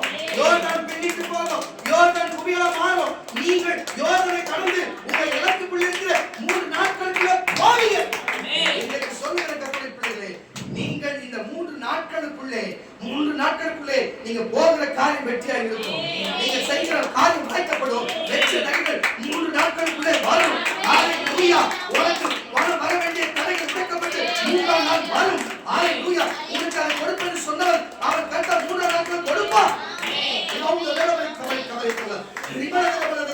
அது என்னன்னா இருக்கட்டும், வேலை இல்லாதவர்களுக்கு, வீடு இல்லாதவர்களுக்கு, வாகனம் இல்லாதவர்களுக்கு, வருமானம் இல்லாதவர்கள் யார் இருக்கீங்களோ இன்னிலிருந்து 3ஆம் நாள் யோர்தான் பிளக்கப்படும். புயலாக மாறும். ஏன் மாறும்னா 9ஆம் வசனம் வாசி. உன்னை பார்த்து சொல்லுகிறார். தீர்க்கதரிசன வார்த்தை உங்களை பார்த்து சொல்லுகிறார். மறுபடியும் வாசியா. நான் உங்களுக்கு கட்டளையிடவில்லையா? நீங்கள் இன்றைக்கு பலன் கொண்டு இடமனதாயிரு. என்ன என் ஜனங்கள் கலங்காதே. நீ போகும் இடமெல்லாம் திகைக்கிறது எல்லாமே ஏற்கனவே நம்ம 28 உபாகமத்தில் பேசுறவன், அவருக்கு தூஷணம் பேசுறவன், பாருங்க தேவனுடைய பிள்ளைகளுக்கு விரோதமா எழுப்புறவன், அவன் தான் பைத்தியமோ இருதயத்தின் சிந்தையினோ அவன் என்ன திகைத்து திரிவான். ஆனா நீ திகையாதே, கலங்காதே, நீ போகும் இடமெல்லாம் தேவனாகிய கர்த்தர் உன்னோடு இருக்கிறார் என்றார். இப்பேற்பட்ட தேவன் உன்னோடு இருப்பது நீ ஏன் கலங்குற? ஒருவேளை இங்க உட்கார்ந்து இருக்கிற ஒருவேளை ரமேசனா இருக்கலாம், ஒருவேளை இருக்க சாமுவேல் ஜேம்ஸா இருக்கலாம். அல்லேலூயா. சில பேர் இங்க அமர்ந்து கொண்டிருக்கிற சகோதரிகளை உங்க பேர் சொல்லாமல இருக்கலாம். ஆனால் உங்களை பார்த்து கர்த்தர் சொல்லுகிறார், தயவு செய்து சொல்லுகிறேன், அவரை சோதிக்காதீங்க. இயேசுவை சோதிக்காதீங்க. அவரை சோதிக்கிறதால தான் உங்களை பார்த்து இன்னைக்கு ஒரு சில பேர் நீங்க இன்னமும் திருந்தா இருக்கீங்க. சகோதரிமார்கள் உங்க பேர் சொல்லுவீங்களா? ஏன்னா அவங்க சகோதரர்களால பேர் சொல்லி இயேசுவை சொன்னான்னு சொல்லுகிறேன். அதனால அவங்க யாரும் எதுவும் சொல்ல போறது கிடையாது. அல்லேலூயா. அவங்க சந்தோஷப்படுவாங்க. கரண கட்டவர்களை சொல்லுங்க. நான் இன்னைக்கு சொல்லுகிறேன், கர்த்தருடைய பிள்ளைகளே, உங்களுக்கு ஒரு காரியத்தை சொல்லுகிறேன். என்ன காரியம் என்று சொன்னா, அப்போஸ்தலனாகிய பவுல் தேவனுக்கு விரோதமா எழும்பி நிற்கிற வேளையிலே என்ன நடந்தது? கிறிஸ்தவனை கொல்லும்படிக்கும் கிறிஸ்தவனை சிறையில் தள்ளும்படிக்கும் சவுலா இருந்த வேளையிலே அவர் என்னென்ன காரியத்தை செய்தார் என்று தெரியும். ஒரு நாள் அவர் தனித்திருக்கிற வேளையிலே பெரிய ஒரு வெளிச்சம் வந்து அவருக்கு நேரிடும் பொழுது அவர் கண்கள் தெரியாத போல் ஆறு சூழ்நிலை வரும் பொழுது, ஐயோ யாரு எப்படியாவது சொல்ல கத்தி கேட்கும் பொழுது, முள்ளின் மேல் உதைக்கிறது உனக்கு நல்லதா இருக்குமா? முள்ள கீழே வச்சுட்டு அது மெரிச்சா முள்ளு உடையுமா இல்ல கால் குத்துமா? காலில் தான் குத்தப்படும். நம்ம எப்போ அப்படின்னு யாரும் எட்டி வரைக்கும் வச்சுக்க, அந்த முள்ளு கப்புன்னு யார் கல்லையோம் உதைக்கிறவங்க கல்லுறா. அப்போ அவர் கேட்கறது, தேவம் நீ முள்ள உதைக்கிறது நல்லதா? முள்ள நீ தான் உதைக்கிற, வழி உனக்கு தான் வரும், முள்ளுக்கு ஒண்ணுமே ஆகாது. அது போல கத்துக்கிற பிள்ளையே, நீயே தான் உன் வாழ்க்கையை கெடுத்துக்கிற. உன் வாழ்க்கையை நீயே தான் கெடுத்துக்கிற. உன் வாழ்க்கையும் உன் சூழ்நிலையும் உன் வயசையும் உன் வாலிபத்தையும் நீ தான் கெடுத்துற. உன் குடும்பத்தை நீ தான் கெடுத்துக்கிற. வருமானத்தையும் உன் சரீர ஆரோக்கியத்தையும் தேவனுடைய பரிசுத்த பரலோகம் போகிற வாய்ப்பை நீ தான் கெடுத்துக்கிறியே தவிர உன்னை யாரும் கெடுக்கல. அல்லேலூயா. தயவு செய்து அப்போஸ்தலன் பவுல் தேவன் சொன்ன பிரகாரமே அதை விட்டு விட்டார். அந்த காரியத்தை விட்டு கண்ணுக்கு தெரியாது வெளியே வந்தார். வெளியே வந்து அவர் சொல்லுகிறார், தேவனே நீங்கள் யார் என்று சொல்லி, நீ முள்ளில் ஒதுக்கிறது தெரியா, நான் தான் இயேசு என்று சொல்லும் பொழுது அவர் மனம் திரும்புகிறார். பிறகு தேவனுக்காக வாழ்கிற கடைசி வரை வாயிலாக தன் உயிரை கொடுத்தாலும் இயேசுவா கொடுப்பேன். என்ன போதை வருத்தம், என்ன பணம் வருத்தம், என்ன பொருள் எதுவுமே எனக்கு வேணாம், இயேசு மட்டும் எனக்கு வேணும். அதனால எத்தனை கொலை முயற்சி பண்ணாங்க. ஆனா இதுல அவர் தேவனுக்காக ரத்த சாட்சியா ஒரு மனுஷனா இருக்கிறாரு. இப்படிப்பட்ட வாழ்க்கை வாழ்ந்தாரு. நீங்க அப்படி இருக்கிறீங்களா? திருந்துறீங்களா? முதல்ல வந்து சகோதரியா திருந்துறியா? ஆனா திருந்தது கிடையாது. ஆனா மனக்குழப்பம் மட்டும் வரும். எனக்கு இது பண்ணிட்டாங்க, அது பண்ணிட்டாங்க, இது வரல, அது வரல, அங்க இது வரல, இங்க வரல. எப்படி வரும்? தேவனுக்கு கீழ்ப்படி ஏதாவது அண்டையில வராம இருக்கிறவனுக்கு இருதயத்திலும் என்ன வரும்? வாசி இருதயம் என்ன வரும்? என்ன வார்த்தை விட்டீங்க? விக்கி தலைப்புனாது அதெல்லாம் கேட்கல. யாரும் சொல்லுங்க. இருதயத்துல என்ன வரும்? திகைப்பு வரும். இருதயத்துல என்ன வரும்? சிந்தையில என்ன வரும்? அப்ப திகைப்பு வரும் என்று சொன்னா யாருக்கு வரும்? தேவனுக்கு 28:28 உபாகம் 28:20 சொல்லபடி இருதயத்தில் சிந்தையிலும் சரீரத்திலும் திகைப்பு வரும்னா தேவனுடைய வார்த்தை கேளாமல் போனவங்களுக்கு தான். மோசே நாட்களிலே அங்க செங்கடலை பழக்கிற வேலை, ஐயோ எனக்கு பிரேத குழி இல்லையா, கொல்றதுக்கு இல்லையான்னு சொல்லி சொன்னாங்க பாருங்க. அந்த குரூப் ஆளுங்க தேவனுக்கு விரோதமா பேசுவாங்க, தேவன் கைவிட்டாரு சொன்னவங்க, தேவனுக்கு இவங்க விட்டு தேவன் விட்டு இவங்க போயிட்டு தேவன் கைவிட்டாருன்னு சொல்றது, இதெல்லாம் மாத்திக்கிட்டு தயவு செய்து தேவன் யாரையும் கைவிடுறது கிடையாது, விட்டு விலகிறது கிடையாது. யோசுவா சொன்னபடி 1:9 சொன்னபடியே உங்களை பார்த்தா இன்னைக்கு வாய்ப்பு கொடுக்கிறாரு. மறுபடியும் வாசி யோசுவா 1:9 வாசிக்காம நீ எடுத்து வாசிமா. நான் உனக்கு கட்டளையிடவில்லையா? நீ பலம் கொண்டு இடமனதாயிரு. உங்களை பார்த்து வந்திருக்க அவரை விட்டு விலகினா உங்களை பார்த்து சொல்லுங்க, இன்னும் பண்ணாதீங்க. இன்னைக்கு முதல் வார்த்தை கொடுத்துருந்தா அவங்க கண்டிப்பா செய்ய போறாரு. வாசி மறுபடியும் இன்னைக்கு பார்த்து உங்களை சகோதர சகோதரியே, நான் உனக்கு கட்டளையிடவில்லையா? இன்னைக்கு நான் உனக்கு கட்டளையிட தீர்க்கதரிசி கொண்டு நீ இனிமே பலம் கொண்டு இனிமே திடமனதா இது நீ இனிமே திகையாதே, இனிமே குழம்பாதே. சொல்லி வச்சாங்க, மந்திர வச்சாங்க, அது பண்ணிட்டாங்க, இது பண்ணிட்டாங்க, எனக்கு சா வச்சாங்க, எனக்கு பின்னாடி அதை பண்ணிட்டாங்க, வேலை போயிடுச்சு, அதை போயிடுச்சு, நீ திகையாத, நீ இனிமே கலங்காதே. தனித்து இருந்து கால் வலிக்குது, கை வலிக்குது, அது வலிக்குது, இது வலிக்குது, எல்லாமே போயிடுச்சு, மனுஷன் போயிட்டா, குடும்பம் போயிடுச்சு, எனக்கு யாருக்கு நீ திகையாதே. சகோதரி சகோதரா திகையாதே, கலங்காதே, நீ கலங்காதே. நீ போகும் இடமெல்லாம், நீ வேலைக்கு போனாலும் சரி, நீ எந்த தொழில் செய்ய போனாலும், ஊழியத்தில் போனாலும், எந்த செய்ய போனாலும் சரி, உன் தேவனாகிய கர்த்தர், உன் தேவனாகிய கர்த்தர், உன் தேவனாகிய கர்த்தர் உன்னோடு இருக்கிறார் என்றார். கரங்களை தட்டு.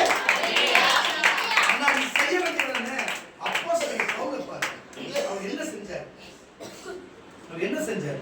அவர் சொன்ன வார்த்தை கேட்டு அப்படியே அதை விட்டு விலகி வந்தார். ஹல்லேலூயா. அப்படியே அவர் விட்டு விலகி வந்தார்.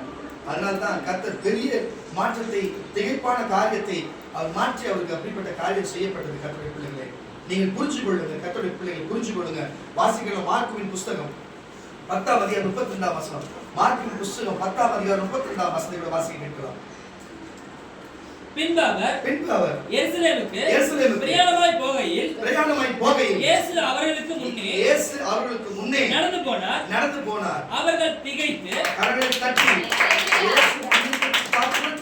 திகைத்து அவருக்கு பின்னே பயத்தோடு போனார்கள். என்னப்பா பயத்தோடு போனார்கள்? சொல்றேன், இயேசுவா புஸ்தகத்துல உன்னோடு கூட இருக்கிற உன் தேவன் தான் சொன்னாரு.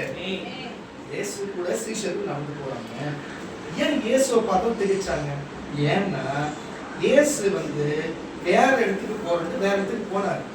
இவங்க வேற இடத்துக்கு வரணும், வேற இடத்துக்கு போனாங்க. ஆனா இவங்க போறதுல அவங்க பக்கத்துல இருக்கிற அப்படின்னா அவரு எங்க போனது போனாங்களோ அங்க போவாரு. நம்ம கூட இருக்கிறது இருப்பாரு. பரலோகத்துல இருக்கிறவங்க இருப்பாரு, இதா பக்கத்துல உட்கார்ந்து இருப்பாரு, 7ஆம் இடத்துல இருக்கிறவங்க இருப்பாரு, உன் கூட இருக்கிறவங்க இருப்பாரு. அதெல்லாம் சொல்ல வர. ஏன் திகைக்கணும்? அவங்க ஏன் குழம்பணும்? இது அங்க போறேன்ட்டு போனாரு, நம்ம கூட வந்துருக்காரு. அவர் அங்கேயே இருப்பாரு, இங்கே இருப்பாரு. அதனால சபையிலே இருப்பாரு, என் கூட இருப்பாரு, வாசமா கூட இருப்பாரு, உங்க கூட இருப்பாரு. அதுதான் உன் தேவன் என் தேவன். வாசி திகைத்து வசந்தவாசியா. பின்பு அவர் எருசலேமுக்கு பிரயாணமாய் போகையில் இயேசு அவருக்கு முன்னே நடந்து போனார். அவர்கள் திகைத்து அவருக்கு பின்னே பயத்தோடு போனார்கள். என்னப்பா பயத்தோடு போனார்கள்? தட்டி பயத்தோடு போனார்கள். அப்பொழுது அவர் கண்ணீர் வரை அழைத்து தமக்கு சம்பவிக்க போகிறவர்களை அவர்களுக்கு மறுபடியும் சொல்லத் தொடங்கினார். மறுபடியும் சொல்லப்பா, என்ன போய் ஆசா என்ன பார்த்தீங்கன்னா சவிசேஷ பரிசைகளை பிடிச்சி என்ன எல்லாரும் சேர்ந்து என்ன பண்ணுவாங்க, சிலுவையில் அறைவாங்க.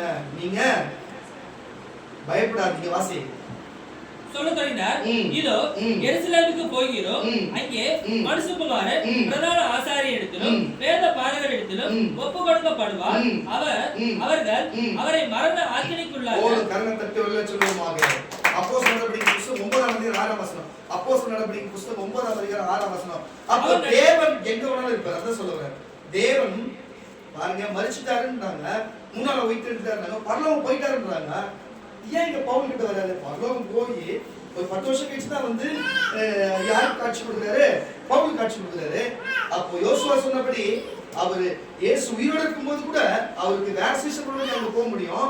அங்கிருந்து வேற ஒரு இடத்துக்கு ஊருக்கு போய் பாருங்க. நான் சொல்றது புரியுது உங்களுக்கு? திருப்பூர் ஒருத்தருக்கு போறாங்க, திருப்பூர் போறன்னு போறாரு இயேசு சீசன். சில பேர் மட்டும் நீங்க சைதாப்பட்ட போங்கன்றாரு. சைதாப்பட்டில போகும்போது நடந்து போகும்போது கூட நடந்து வராராம்.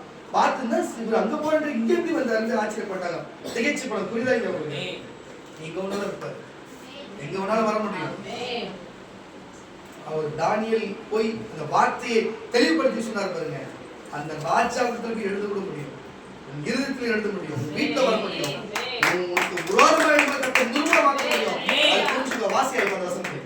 அவர் நடுங்கி நீங்க கீழ்ப்படியாதவங்க இனிமே அவருக்கு நடுங்கி திகைத்து என்ன பண்ணோம்? திகைத்து ஆண்டவரே நான் என்ன செய்ய சித்தமா இருக்கிறேன், என்ன செய்யணும் நீ நினைக்கிற, நீ ஊழியம் செய்ய. அதுதான் இயேசுவை நினைக்கிறேன். இங்க இருக்கிற கர்த்தருடைய பிள்ளைகளே, சகோதர சகோதரியே, தேவனை விட்டு பின்மாற்றமாக தேவன் அறியாத தேவன் செய்த உன்னை பார்த்து சொல்லுகிற ஒரே காரியம், நீ திகையாதே, நீ தேவனுக்கு ஊழியம் செய். அவர் யோசுவாவோடு இருந்தது போல, மோசேயோடு இருந்தது போல, தானியேலோடு இருந்தது போல, பவுலோடு இருந்தது போல, அடியோடு இருந்தது போல உன்னோடு இருப்பார். ஹalleluya, ஹalleluya. நீ திகைப்பே உனக்கு வராது. வாசி. அவன் நடுங்கி திகைத்து ஆண்டவரே நான் என்ன செய்ய சித்தமா இருக்கிறீங்க என்றார். அதற்கு கர்த்தர் நீ எழுந்து பட்டணத்துக்குள்ளே போ, நீ செய்ய வேண்டியது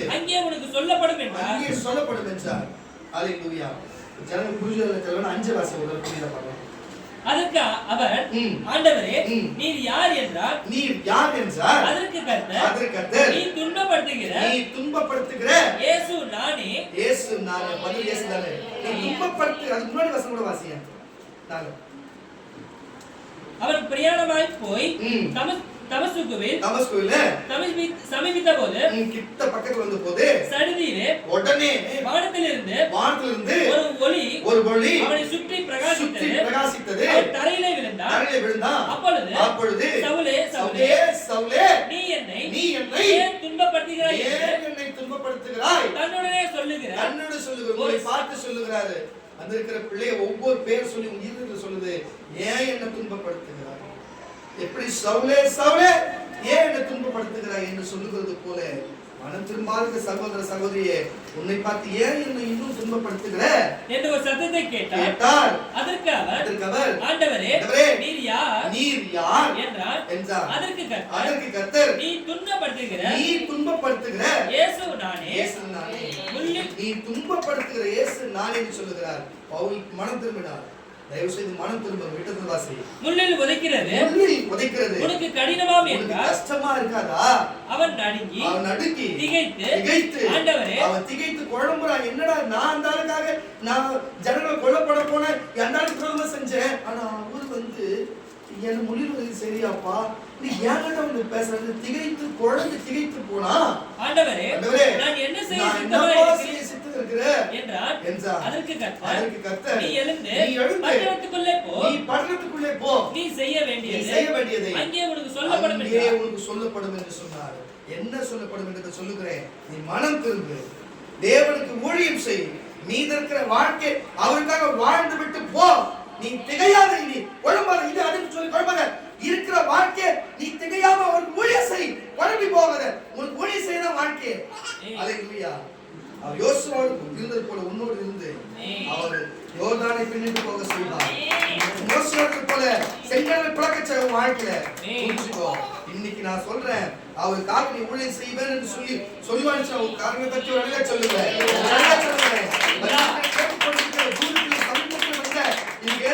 ஓடி வந்த கர்த்தருடைய பிள்ளைகள் எத்தனையோ பேர் இருக்கீங்க. வார்த்தை கேட்க ஓடி வந்தீங்க. இன்னைக்கு சொல்றேன் உன் கருணை பார்த்து, இன்னைக்கு சொல்றேன் உன் குடும்பத்துக்கு விரோதமா எழுத பார்த்து, உன் குடும்பத்துல விரோதமா எழுத, உன் குடும்பத்துக்கு விரோதமா எழுத, பணத்துக்கு விரோதமா, வேலைக்கு விரோதமா, வருமானத்துக்கு விரோதமா, ஏன் உன்னை வாழக்கூடிய சூனியம் மந்திரம் ஏவலை செஞ்சு உன்னை இன்னைக்கு இந்த நிலைமை வச்சுக்கிறாங்க பாத்தியா? அவங்களுக்கு என்ன வார்த்தையா? நீ திகச்சு போனமா அவன் திகைக்கணுமா? அவனை பார்த்து நான் சொல்றேன், என் வார்த்தைக்கு பதில் சொல்லாத இருக்கிறீங்க, என் வார்த்தைக்கு பதில் சொல்லாத இருக்கிறீங்களே, இன்னும் நான் யார் என்று புரியாத இருக்கிறது. பதிலை நான் சொல்றேன், நானே எனக்கு சொல்றேன். இப்போ உங்க உடல்நிலை நீ சொன்ன உடல்நிலை இந்த உடல்நிலை எழுப்பினவன், உன் கனவை செயல்பட்டவன், உன் மாணவர்களை செய்தவன், நீ குடும்பத்தை அழித்தவன், நீ இந்தியாவை செய்து வாழ்க்கை செய்தவன், அவன் திகழ்ச்சி போவான். மகளே, நான் செய்ய மகளே, சந்தோஷம், மனமகிழ்ச்சி, கருணை, ஆரோக்கியம் கொடுக்க ஒரு நோக்கில வேலை வந்து நான் இருக்கிறேன். வாசிக்க கேட்கல. ஏசாயா எழுதின தீர்க்கதரிசன புஸ்தகம் 41 தேவன் சொல்லுகிறார். ஏசாயா எழுதின தீர்க்கதரிசன புஸ்தகம் 41:10 அவர் சொல்லுகிறார் பாருங்க, நமக்காக என்ன ஒரு வார்த்தை பேசுகிறார். எப்பேற்பட்ட தேவன் பாருங்க. வாசிக்க கேட்கிறோம். நீ பயப்படாதே. என்னப்பா? பயப்படாதே. நான் உன்னோடே இருக்கிறேன். நான் சொல்லுகிறேன், என் வார்த்தைகளை கவனியுங்கள். நான் உங்களோடு பேசிக் கொண்டிருக்கிறேன். நீங்க உங்க நிலைமை கவலையா? நான் உங்களோடு இருக்கிறேன். சபையோடு இருக்கிறேன். நீங்கள் திகைப்பதில்லை. நீ சொல்ல வைக்கிறதா? இதோ நானே இறங்கி வருகிறேன். இதோ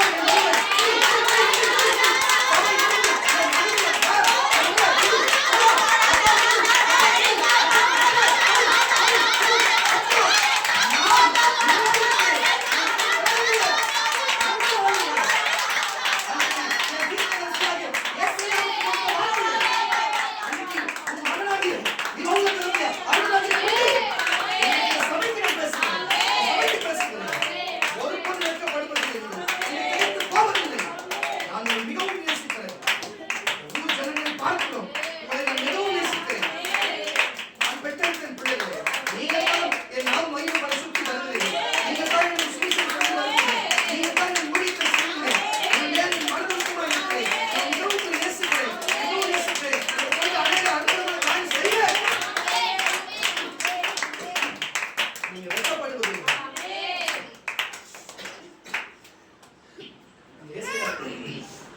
புத்தகத்தை வாசிக்கலாம்ப்பா. நீ பயப்படாதே, நீ பயப்படாதே, நான் உன்னுடனே இருக்கிறேன், நான் உன்னுடனே இருக்கிறேன். திகையாதே. நமக்கு அவர் வாக்குத்தத்தம் கொடுக்குது. இதை எல்லாம் நோட் பண்ணிக்கல. ஏன்னா இந்த ஆவியானவர் வந்து நம்ம சொல்லிடுறாரு. இதை நம்ம நோட் பண்ணிக்கணும்னு வச்சுக்கோங்க. நம்ம வச்சுங்க நமக்கு தேவன் இன்னைக்கு அவர் கீழ்ப்படிகிற இனிமே கரெக்டா இருக்குன்னு சொல்லிடுவார். உங்களுக்காக சொல்றது வாசியா வாசந்த. நீ பயப்படாதே, நீ பயப்படாதே, நான் உன்னுடனே இருக்கிறேன், நான் உன்னுடனே இருக்கிறேன். திகையாதே, நீ திகையாதே, நீ திகையாதே, என்னையா விசுவாசா? நீ திகையாதே, திகையாதே. நான் உன் தேவன், நான் உன் தேவன், நான் உன்னை பலப்படுத்தி, நான் உன்னை பலப்படுத்தி கையை தட்டு தட்டு. இந்த ஆண்டவரை பலப்படுத்தி உன்னை சகாயம் பண்ணுவேன், உனக்கு சகாயம் சுகப்படுத்தி சகாயம் பண்ணுவேன். என் நீதியின் வலது என் கரத்தினால் நீதியின் வலது கரத்தினால் உன்னை தாங்குவேன். உன்னை தாங்குவேன். இதோ இதோ உன்மேல் எரிச்சலாய் இருக்கிற யாவரும் கண்டாரு பாயிண்ட் இது உனக்கு எரிச்சலாகிறான் பாரு. உன் குடும்பத்தை வாழ்க்கை உன் நிலைமை இப்படி ஆக்குறான் பாரு. உனக்கு வாழ்க்கை செஞ்சாங்க பாரு. இன்னைக்கு உன் வருமானம் செஞ்சாங்க பாரு. இன்னைக்கு நீ கஷ்டப்படுறது வச்சாங்க பாரு. விட்டுவாரா அவரு? விட்டுவாரா? நீ எவ்வளவு நாளா திகச்சு போன அவன் செஞ்சானோ யார் பண்ணாலும் தேவைப்படணும். நீ திகச்சு இருந்தியா இல்லையா? ஆமனாலே சொல்லு, ஆமனாலே சொல்லு. திகச்சு போனல இனிமே திகைக்க மாட்டேன். அவனை திகைக்க வைப்பார், அவனை திகைக்க வைப்பார். நீ ஆசையா இருப்போ. இதோ இதோ உன்மேல் எரிச்சலாய் இருக்கிற யாவரும் உண்மையில எரிச்சலா இருக்கிற யாவரும் வெட்கி இளைச்சல் அடைவார்கள். அவங்க இளைச்சல் அடைவார்கள். உன்னோடு வழக்காடுகிறவர்கள் உன்கிட்ட வழக்காடினவங்க நாசமாகி ஒன்றுமில்லாமல் போவார்கள். போவார்கள். உன்னோடு போராடினவர்களை உன்கிட்ட போராடினவர்களை சண்டையில போராடினவர்களும் தேடியும் காணாதிருப்பாய். சபை குடும்பத்துக்கும் காலடி மண்ணை எடுத்து வச்சு இப்படிப்பட்ட குடும்பத்துக்கு செய்தவர்களுக்கு இதுதான் வார்த்தை. வசனவாசி உன்னோடு போராடுகிறவர்கள் உன்னோடு இந்த சபையோடு இந்த சபை மக்களுக்கும் அதில் குடும்பத்தில் போராடினவர்களுக்கு தேடியும் காணாதிருப்பாய். தேடியும் காணாதிருப்பாய். உன்னோடு யுத்தம் பண்ணின உங்களோட யுத்தம் பண்ணின மனுஷன் ஒன்றும் இல்லாமல் இல்லாமல் போவார்கள்.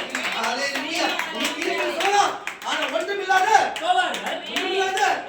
போவார்கள். உன் தேவனாகிய தேவனாகிய கர்த்தர் கர்த்தராகிய நான் வலது கையை பிடித்து பயப்படாதே, நான் உனக்கு துணை நின்று பயப்படாதே, உனக்கு துணை நின்றேன் என்று சொல்லுகிறேன். ஹalleluya. பயப்படாதே, நான் உனக்கு துணை நின்றேன் என்று நின்றேன் என்று சொல்லுகிறேன். 13ஆம் பாட்டு. ஆமாம். ஹalleluya. 14ஆம் வசனம் எனக்கு கொடுத்த வாசகம் நீங்க வாசி. யாக்கோபு என்னும் சிறுபூச்சியே, யாக்கோபின் சிறுபூச்சியே, இஸ்ரவேலின் சிறு கூட்டமே, இஸ்ரவேலின் சிறு கூட்டமே, பயப்படாதே, நான் உனக்கு துணை அவரை தட்டி நிற்கிறேன். அவர் எனக்கு கொடுத்த வார்த்தை இது பர்சனலா. இப்போ நான் 19 வயசுல இருக்கும்போது எனக்கு இன்னைக்கு 35 வயசு ஆகுது. ஹalleluya. என்ன வார்த்தை வாசி?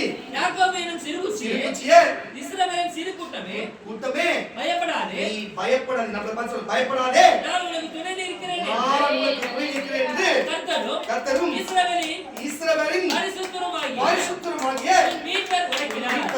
கரங்களை தட்டி அவர்களை சொல்லுவோம். அப்ப இங்க சின்ன கூட்டமா தான் இருக்கு. ஆனா இந்த கூட்டத்துல தான் தேவன் இருக்கு. அவர் என்ன வசனம் சொல்றாரு பாருங்க. வசனம் தான் நமக்கு ஆதாரம். ஹalleluya. என்ன சொல்றாரு? நான் இந்த சிறு கூட்டத்தோட இருக்கிறேன்னு சொல்றேன். அங்க இங்க எத்தனை கூட்டம் இருந்தாலும் நடந்து போறோம். அது வேற. சிறு கூட்டமானது இங்க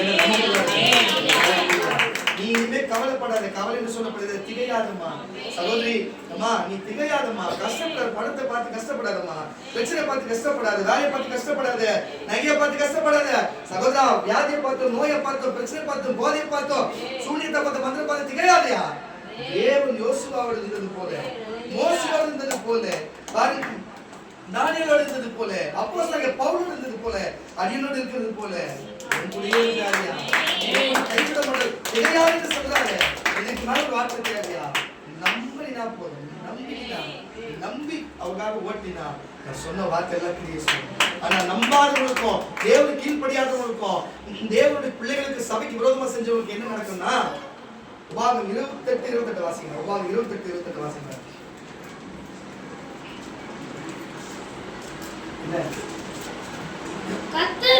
கர்த்தரும் களஞ்சியங்களிலும் நீ கையிடும் எல்லா வேலைகளிலும் உனக்கு ஆசீர்வாதம் கட்டளையிடுவார். உபாகம் 28:28 வாசிக்கிறேன். கர்த்தர் உன்னை புத்தி மயக்கத்தினாலும், நல்லா கேட்டுங்க. கர்த்தர் உன்னை புத்தி மயக்கத்தினாலும்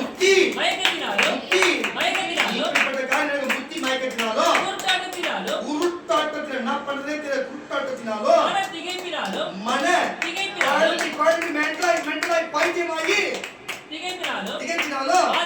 வாதிப்பார் குருடன் அந்த காலத்திலே இருட்டிலே ஏற்கனவே குருடன் அது வேற இன்னும் இருட்டு வேற தடவி திரிகிறது அவன் அப்படியே தடவி திரிகிறது போல பட்ட பகலிலே தடவி கொண்டு திரிவா உன் வழிகளில் ஒன்றும் உனக்கு வாய்க்காதே போகும் உதவி செய்வார் இல்லாமல் உதவி எவனும் செய்ய மாட்டான் நீ என்னாலும் ஒடுக்கப்படுகிறவனோ பறி கொடுக்கிறவனுமா இருப்பாய். இந்த வசனம் கூட அப்படி நடக்குது பாரு. அது சேர்த்து வாசி புரிஞ்சுட்டு நம்ம விரோதமா நடக்குது வாசி. பெண்ணை உனக்கு நியமிப்பாய்